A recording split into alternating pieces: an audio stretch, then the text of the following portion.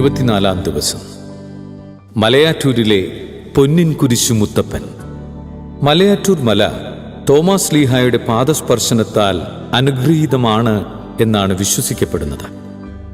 പലപ്പോഴും പ്രാർത്ഥിക്കുവാനായി ആ മലമുകളിലേക്കാണ് സ്ലീഹ പോകുമായിരുന്നത്.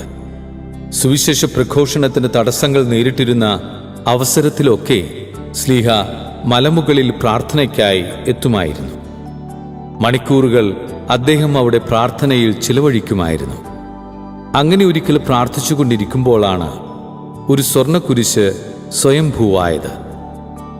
അതിനാൽ അദ്ദേഹത്തെ ഇന്നും വിശ്വാസികൾ പൊന്നിൻ കുരിശു മുത്തപ്പൻ എന്ന് വിളിക്കുന്നു. ഒരിക്കൽ ശത്രുക്കളിൽ നിന്നും രക്ഷപ്പെടുവാനായി അദ്ദേഹം മലമുകളിൽ ചെന്നു. മണിക്കൂറോളം പ്രാർത്ഥനയിൽ ചിലവഴിച്ചു.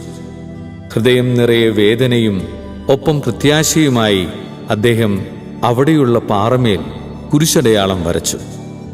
മാതാവ് അപ്പോൾ അദ്ദേഹത്തിന് പ്രത്യക്ഷപ്പെടുകയും അദ്ദേഹത്തെ സമാശ്വസിപ്പിക്കുകയും ചെയ്തു. മലയിറങ്ങിയ തോമാസ് ലീഹ പിന്നീട് മൈലാപ്പൂരിലേക്കാണ് പോയത്.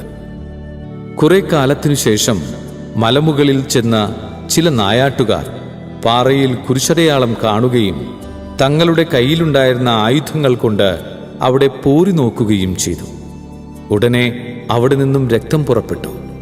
അവർ നാട്ടുകാരെ വിവരമറിയിക്കുകയും അവർ വളരെ വേഗം മലമുകളിലെത്തുകയും അവർക്കെല്ലാം ധാരാളം അനുഗ്രഹങ്ങൾ ലഭിക്കുകയും ചെയ്തു.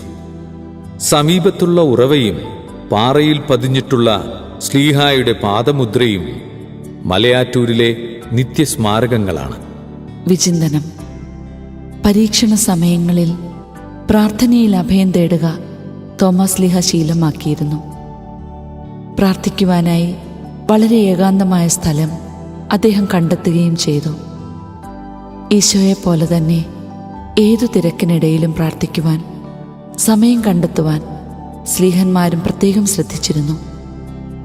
തോമാസ് ലീഹയുടെ ഈ മാതൃക അനുകരിക്കുവാൻ നമുക്കെന്നും സാധിക്കണം. താൻ എന്നും കൂടെയുണ്ടാകും എന്ന കർത്താവിൻ്റെ അനുഗ്രഹം ഉണ്ടായിരുന്നുവെങ്കിലും പ്രാർത്ഥനയിൽ അവിടുത്തോടൊപ്പമായിരുന്നപ്പോഴാണ് തോമാസ് ലീഹ യഥാർത്ഥത്തിൽ ഗുരുസാന്നിധ്യം അനുഭവിച്ചത്.